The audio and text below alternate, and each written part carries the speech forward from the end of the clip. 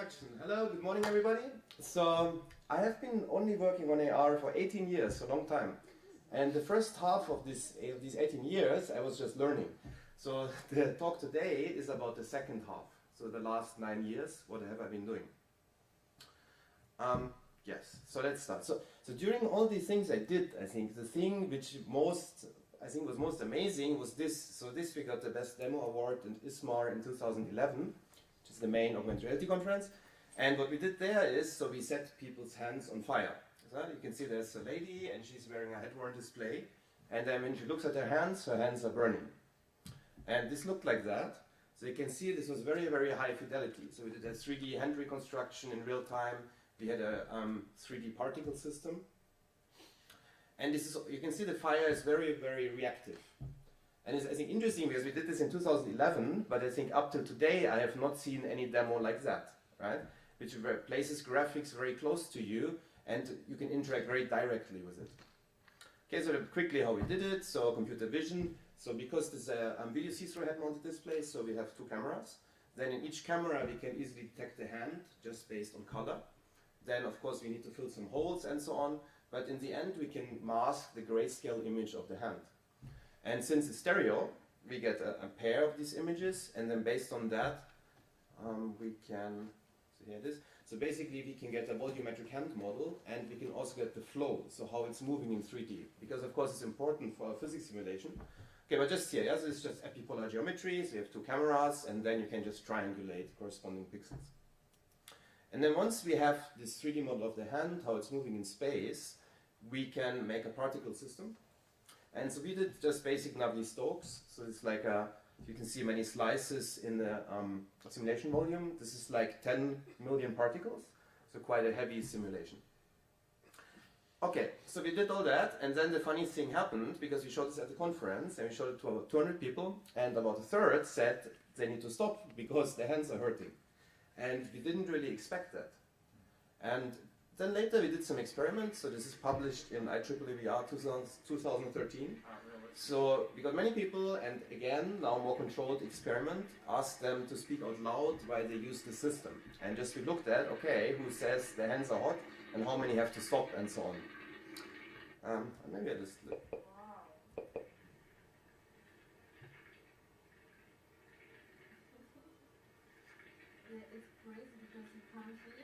Because of course now with thinking back, it's kind of logical, yeah, that people would feel hot or something, right? Because it's just like the real thing, but it still surprised us. This is 2011, and then so this started to change my thinking about what is augmented reality. Because also I worked on many industrial applications, like we saw in the last talk, but I think there's something different, right? And it's not so utilitarian, but it's some qualitatively very different thing, right? That you make people feel heat about a thing which isn't there. So then I went to Japan, and one of the first things I did there is make a workshop. And in this workshop, the result was this article, which is on archive. So I think all my articles are online on my homepage. And so in this one, so we defined true augmented reality. And now what do we mean by true augmented reality? It's about the fire, right? Because people felt hot because the quality of the fire was quite high. So for example, if you imagine that the fire was just black and white, I don't think people would feel hot. Or if this was just looked like a cartoon fire, right? Like a manga fire, it wouldn't work. So it works because the fire crossed some threshold of reality. Okay, so then we wrote this article. It seems quite interesting. If you have a chance, please take a look. In this article, so we defined true augmented reality. So what do we mean by true augmented reality? So basically we mean graphics that are as real as the real thing. So basically you cannot detect anymore what is real, what is virtual. And later I show you examples, so we have done such experiments now. But basically it's like the Turing test, which probably you know, right? So it's about you have a text chat with something and you don't know is it a human or is it a computer. And this was invented for AI, so to test how good an artificial intelligence is.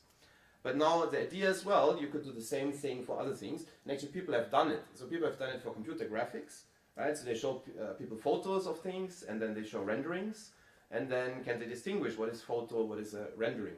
And also it's done for visual computing, so like in this works, the Seitz and colleagues, they reconstructed buildings, and then rendered the reconstructions. And then they ask people, okay, these are the photos, and this, what is a photo, and what is this reconstructed rendering? But of course these things are kind of offline, and which makes it much easier. But if you think about virtual reality and augmented reality, it's much more difficult. And of course, augmented reality is much more difficult than virtual reality. So for example, if you think about this fire demo, I mean, you couldn't even do it in virtual reality. This is the first thing, but even if you could do it, it's much easier because you can control the consistency. You can much more control what people can see, which in augmented reality you can't do. So, okay, so in this article we speak about this, but then also we speak about, okay, so why would you want that, right? So why would you want this very high quality augmented reality? I think it's kind of logical, but okay, why? So interesting because there's Star Trek, right? In Star Trek they have the holodeck. And if you could just need to look what they do in the holodeck. So take the holodeck for all these things, right? For training, for amusement, for scientific purposes, and also for forensics, right? Because you can kind of reenact a crime. So there are, I think, many motivations. So now the next part of my talk speaks a little about how can we do that. So how can we realize this very high quality augmented reality? By the way, so all these slides are on SlideShare, so you can see it later easily. Okay, so there's some continuum, because on the one side is we manipulate atoms, and on the other side is we manipulate the perception of people directly. And then there are things in between. So first I speak about the extremes, because I think they are the ones which will not work.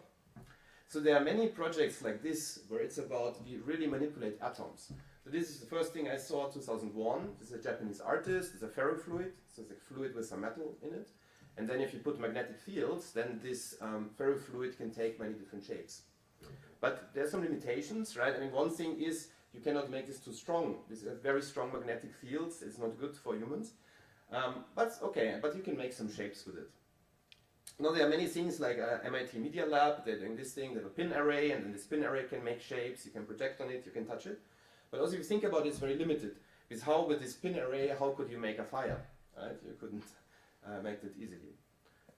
Then there are other things. More modern is pixie dust. So this uses ultrasonic waves, overlays these ultrasonic waves, and with that you can levitate small objects. But it has the same problem like this one, because I mean, if you have these ultrasonic waves, for example, you cannot put your head there because your eyes and ears will be damaged. So also it's very limited. So I think personally these things cannot work because you have the problem. You want to levitate and move things near a user with very high speeds, very high power, but you don't want to hurt the user. So it's not easy. So the other end is where we just manipulate perception. And there are things like this, right, like artificial retina, now approved by the EU and also in America. So when we directly tap things or put information into the visual nerves of people. But I mean, think also there the resolution is very, very limited. So things like the fire you couldn't do. So what are the good things? I think the good things are in the middle of this spectrum.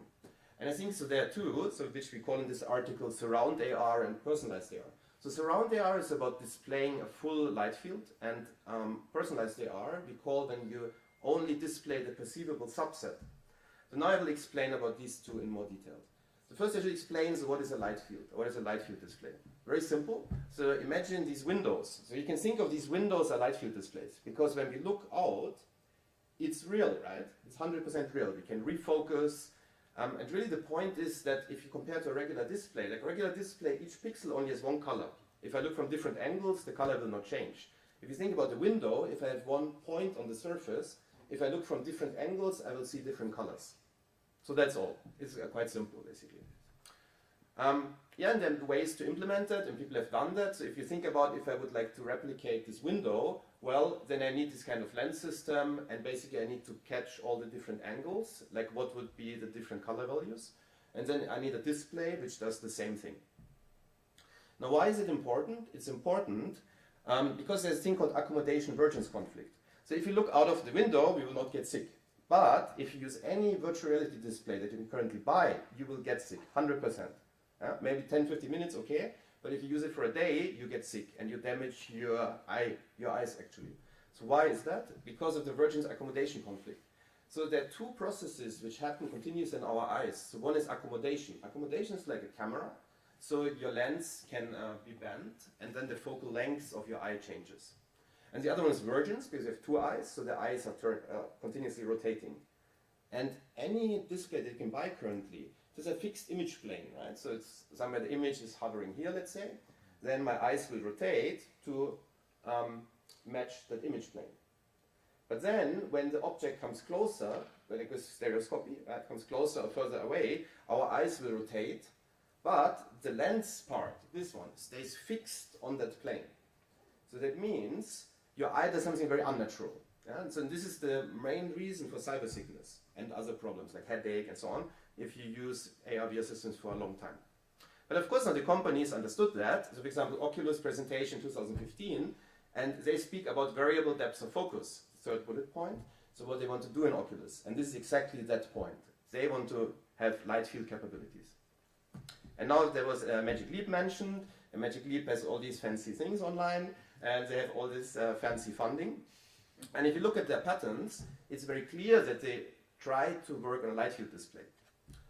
As you can see here, right? So you can see they really think about on the wave level of what light is doing. But now I think, so this cannot really work, and this is maybe one reason also why Magic Leap is taking so long to make it. So what we call the personalized AR, I think is a much smarter approach. Right, so the idea is, I mean, if you measure exactly the eyes, if you know what the focal lengths of the eyes are, and if you know the exact rays, so where the eyes are looking at, you don't need to display the full light field. You only need to display a small part of it. Yeah? So if you think about what I mentioned earlier about the angles, I mean, if you know where the eyes are looking, you only need to display one angle, and not all possible angles, what a normal light field display would do. So with that, you can, by several orders of magnitude, you can reduce the resolution you need. So we think this is the right way. And I show some examples of how we did it. So we built several displays like that, and always the idea is we measure the eyes very precisely. And then based on that, we can basically overcome the divergence accommodation conflict. So I show 3 examples. So we use this paradigm for 3 things. So one is for geometric alignment, one is to remove blur, and one is to add blur.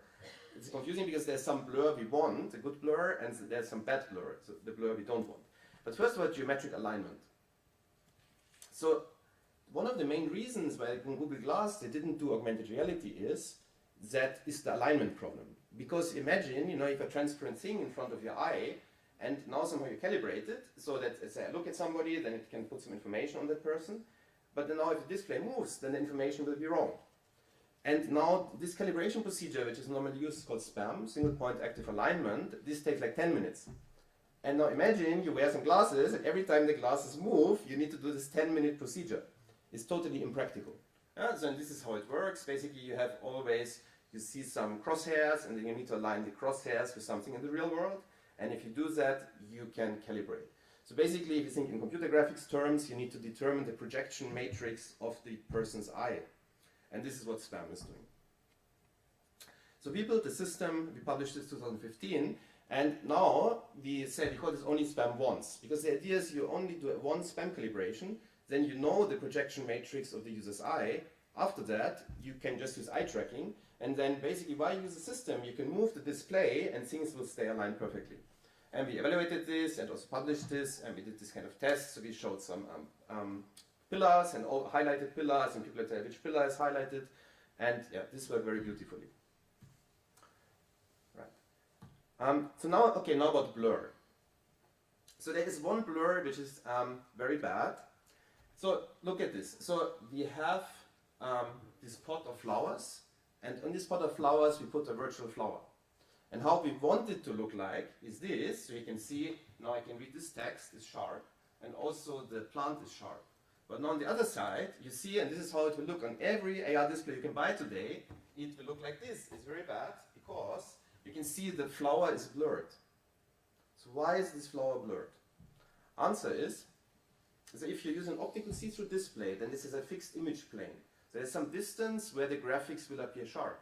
But if it's at a different depths, then it's going to be blurred. So you see in this example, maybe, so this real world object you can see is this flower pot, but then the fixed image plane, so where it will appear sharp is here. And because of this disparity, there will be an unwanted blur. So now we made a system which overcomes this, which I think should be built into every optical see-through head-mounted display, and it's quite easy to do. So basically the test that we did here is, so we took a head-mounted display, we displayed this famous photo, and then we put this real photo on a wall. And then we took a photo through the head-mounted display.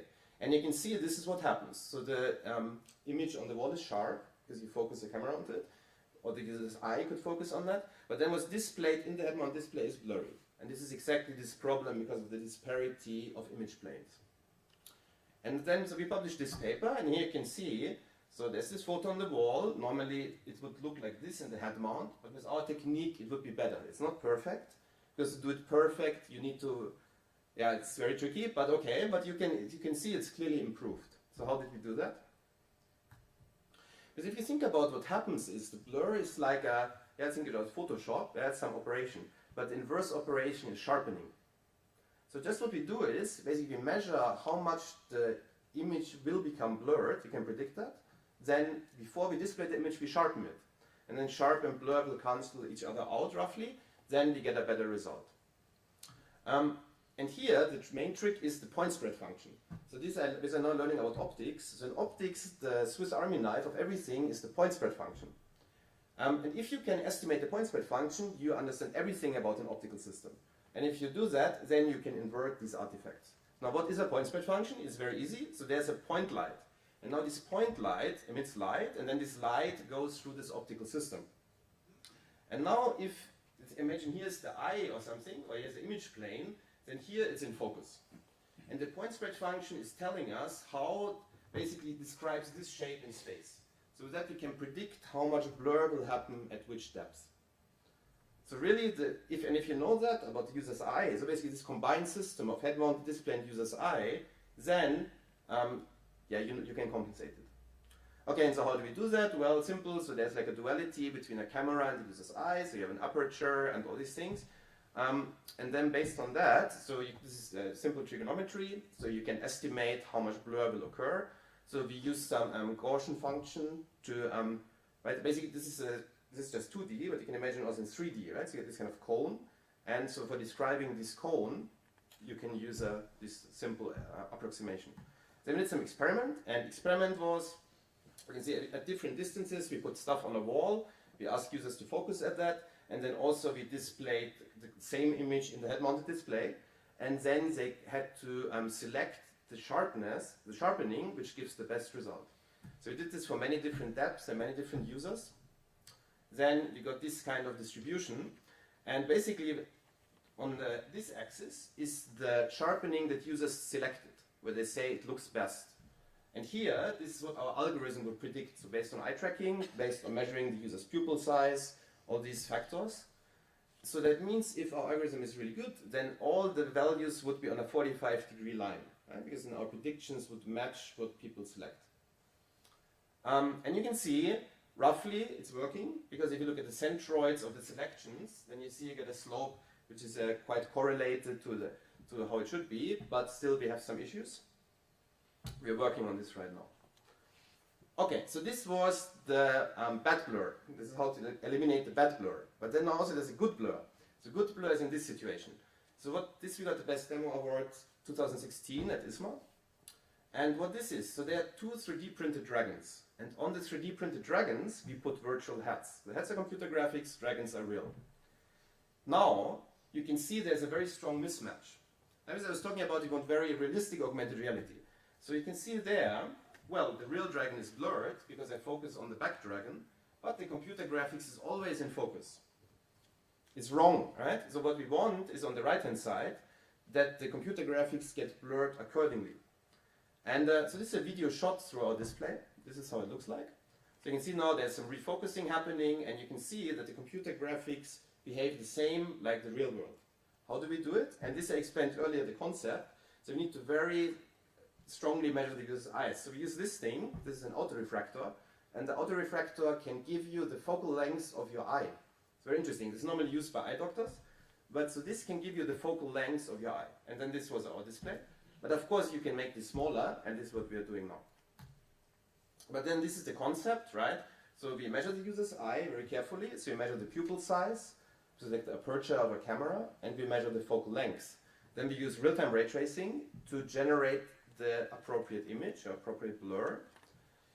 Then also we use sharp view, because now again we have the problem that in our display there's a fixed focal length, so we need to compensate for that, then we get the result. And the interesting thing is that this mechanism you can use also for any display again. So for example, we did this also on the HoloLens. So this is how it looks on the HoloLens. So again, you need to measure the focal length of the eye. And then in the normal HoloLens, it will look like this. So you see, no matter where you look, the graphics are always sharp. But now in our display, and this is now exaggerated, but you can see that when the gaze point goes in the back, then in the front it becomes blurry and vice versa.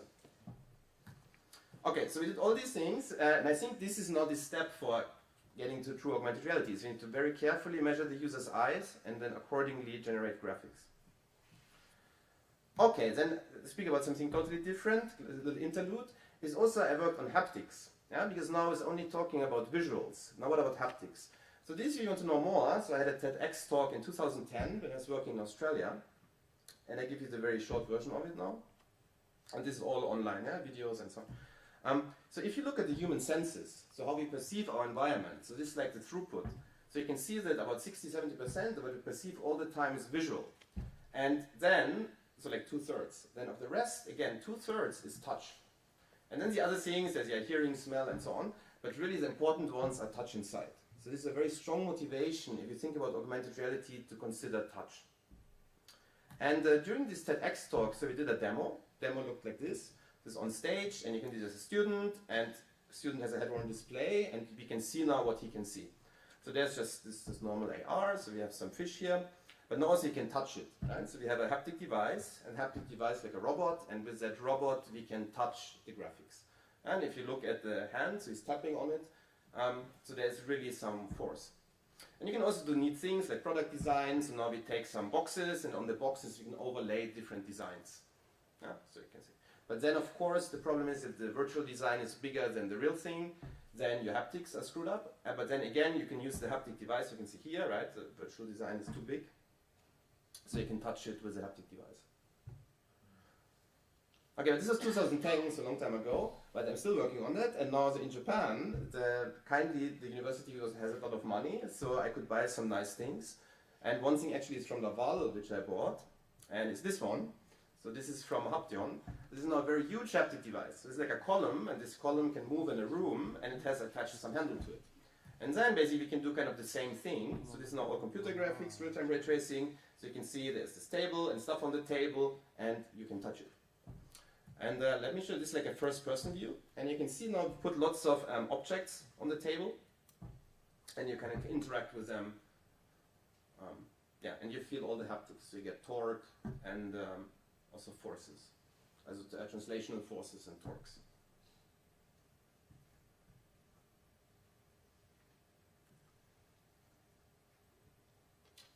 All right. So now back.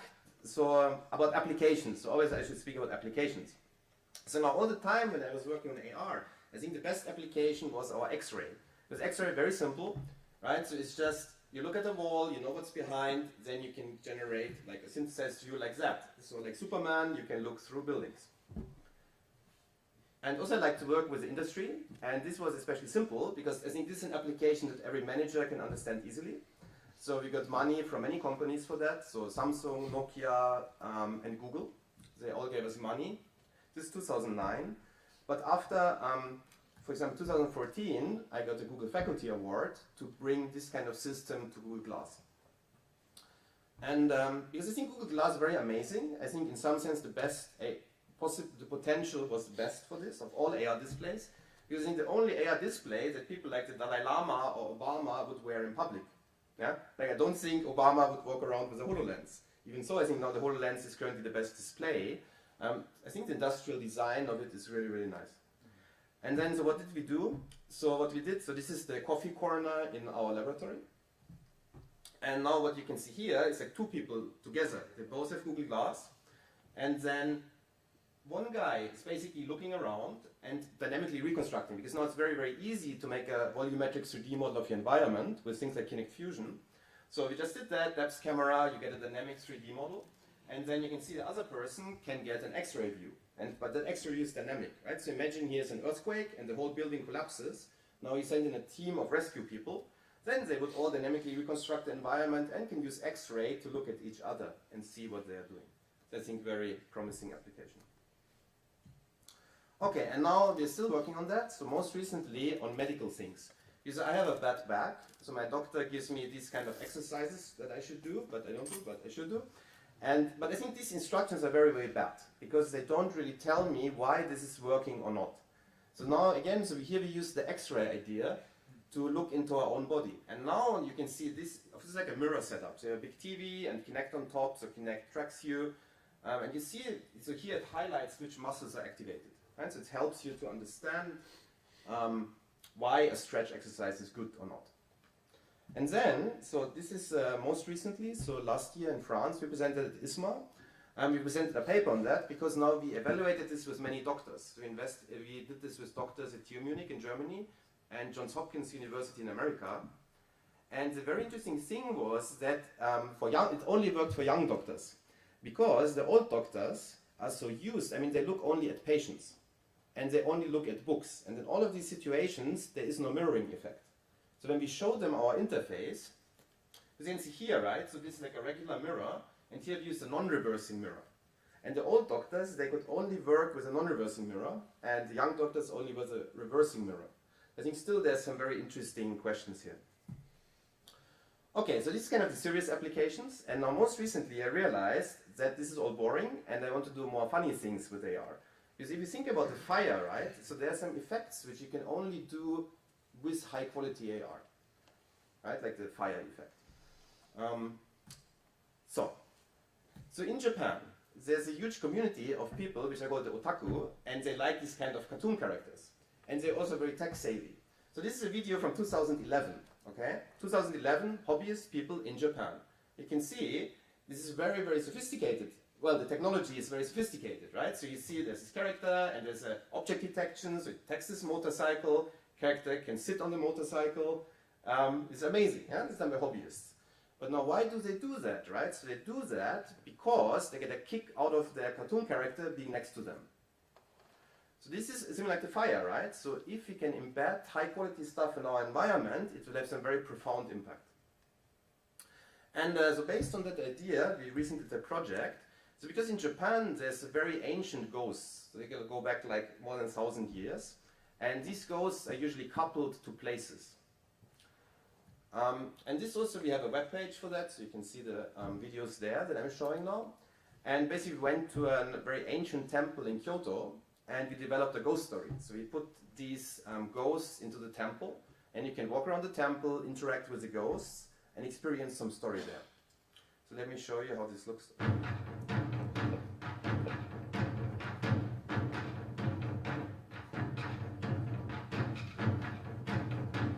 Also, I should say, because many movies you can see are fake, kind of, but this is not fake. So in this video, everything you see is shot through the HoloLens. It's all real time. So you can see there's some shoe ghosts, yeah, some shoe ghosts dancing. There's some main ghost explaining kind of what will happen in this story.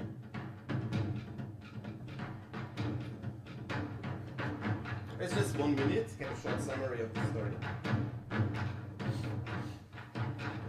And unfortunately now the contrast is not good enough with the projector, but you can see that this is a very ancient building really, so like 800-year-old gold paintings and so on. It's kind of cultural heritage place. You see here, it's not hard to see, but this is all like gold painted paintings. Okay, so maybe I continue. But basically interesting points of how we made that. So you see there's this huge storyboard and what will happen in this story.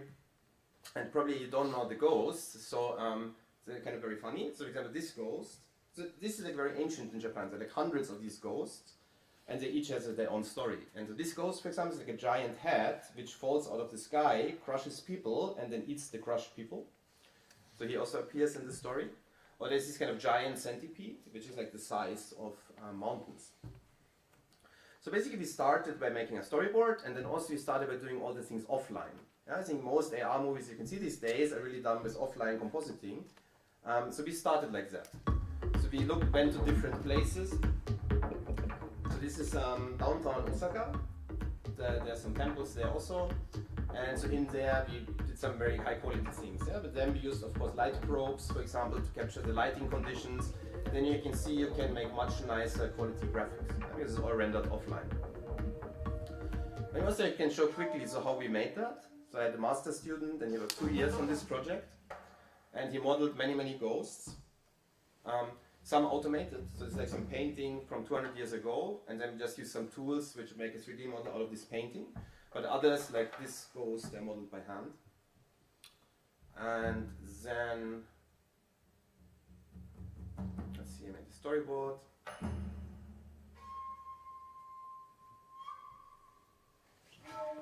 This is how we went to the temple and recorded at the temple.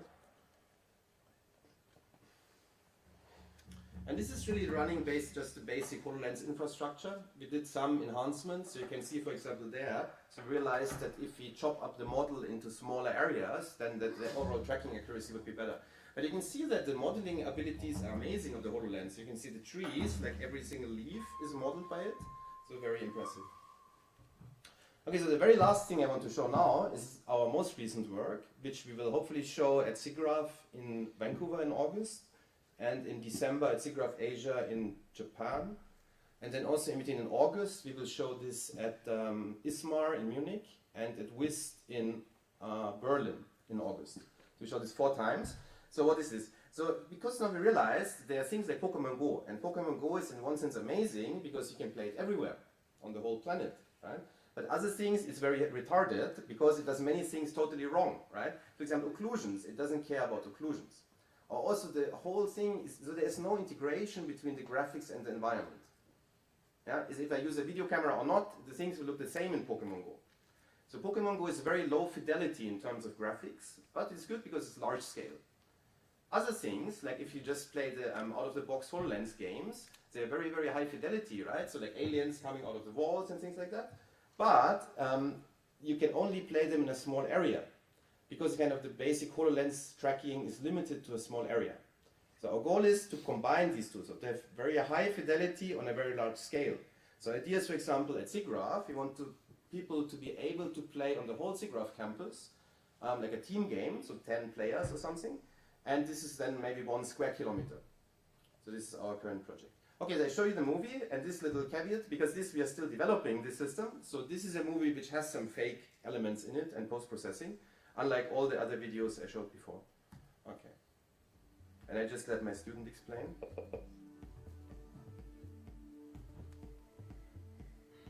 We introduce HoloWars, a large-scale, high-fidelity, multiplayer augmented reality game. HoloWars uses the powerful AR infrastructure of the Microsoft HoloLens, providing accurate tracking and registration, realistic interactions between computer graphics and the environment, and correct occlusions. We designed our game for collaborative play. To enhance communication between players, we added voice chat. To enhance spatial awareness of key locations, we indicate their distance and direction in a head gesture-controlled minimap. We also provide navigation cues to guide players to key locations. By now you're asking yourself, why are there so many spatial aids? Because we have created a truly large-scale experience that goes beyond the capabilities of an off-the-shelf HoloLens. Our system is robust and can perform in subway difficult station situations with like, I don't know, I think 500,000 people per day go through the subway station and we can play there. But it's like also downtown Osaka, so you can see it, making it it's a very busy area and working at night, working at daytime. But of course, we have to talk to the police because the police wanted to arrest us for doing that, but the play let area us continue. section by section. Offline, we align these sections using ICP to create one global map. We then place game assets on this map and store the result on a game server. We have expanded the standard play area of the HoloLens from room to campus scale. Our next goal is world scale. We invite you to come and take up the challenge. Can you survive the virtual onslaught? Alright, so these were the things that I'm talking about today. So I started by speaking about philosophy, I then continued with visual displays, haptic displays, and about promising applications. And now my last slide. So conclusions. So I think to get to this kind of very high quality, true augmented reality, how we call it, I think 2 things are necessary. So one, it needs to be interdisciplinary. Because I think, if you think about it, now in the systems I presented, they're doing 4 things, right? So they're based on computer graphics, computer vision, optics, and perception research. So I think it's very essential that these 4 disciplines work together, and I think this is not happening at the moment. So I hope to be one of the people to start this research area. And also something I realized now, because now working with optics, so computer graphics is now very easy, yeah, because real-time ray tracing everybody can do kind of using Unity, but computer vision more difficult, and optics very, very difficult. So in order to build just a simple optics prototype, you need to spend $10,000. Yeah? So if you don't have $10,000, you cannot even start with optics. So this is very, very difficult. So I realized this will take a lot of money, and just all your prototypes need to be industrial strength. So that makes it, I think, very special. And then I think the promising application domain. So now really I just want to focus as much as possible on entertainment, because I think there are really applications that you can only do with AR, like in no other way. So I think this, so this will be the new, and I showed some examples with games, and I showed some examples with storytelling. So I think this is the future. Okay, then if you have questions, you can email me, you can look at my homepage, all the things I showed are on my homepage, you can look on SlideShare, they're on my slides, or you can just catch me the next few days, so I stay here till Friday morning. Okay, thank you very much for your attention, and questions please. Thank you. Thank you, Christian, for that very dynamic speech. You deserve some cheese. Okay, some few questions? Don't hesitate before the coffee break. Thanks for the talk. I have a question about the sharp view thing, because in that solution that you get by inverting the thing, you get negative light basically that you have to render, right? So what to do with that? Very good. This is the problem, right? Because if you look at the array disk function, then it has these negative parts, and the negative parts you need to block. But luckily, you know, maybe Kyoshi Kiyokaba, so he made the first optical see-through head-mounted display which can block, which has correct occlusions. Right? So basically you have two panels. One is OLED for the graphics, and you have another one for blocking light. So and I think by blocking light is possible, because contrast principle, I mean still you can't do negative light, of course, but the contrast principle, right, so how perception works, this is what we are trying now. So currently we are trying this blocking, and it makes the results better, but you can't get it perfect. It's true. I mean Magic Leap now I think it's kind of clear what they're doing, right, so they have multiple layers, and by that try to approximate the light field. So I think that would improve things.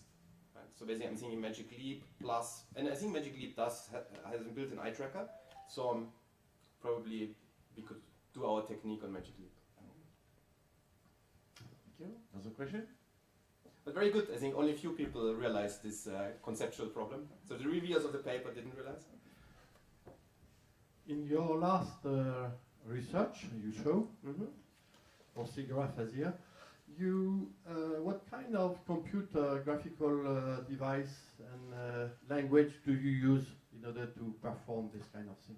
So you mean the game, the large-scale game?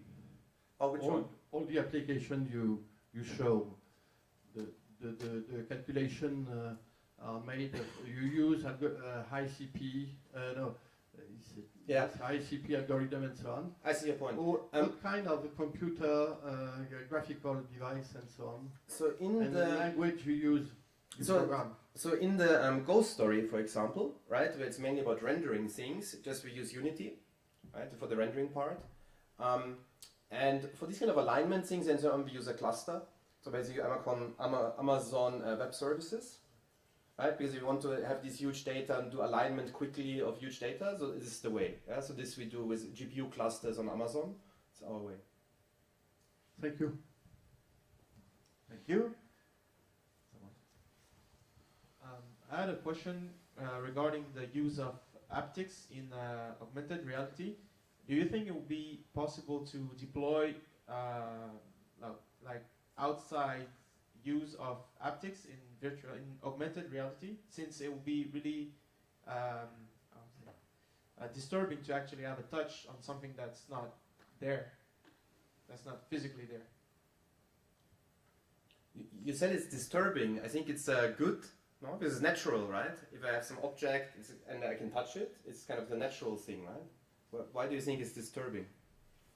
Since like walking in a real environment, like walking in the street, you have haptic feedback on something that's not present in the physical space. So of course it's interesting to have like the feedback, but on a real life scale, wouldn't it be difficult or disturbing to have like actually touchable objects that are not there and that will prevent you from acting naturally, let's say?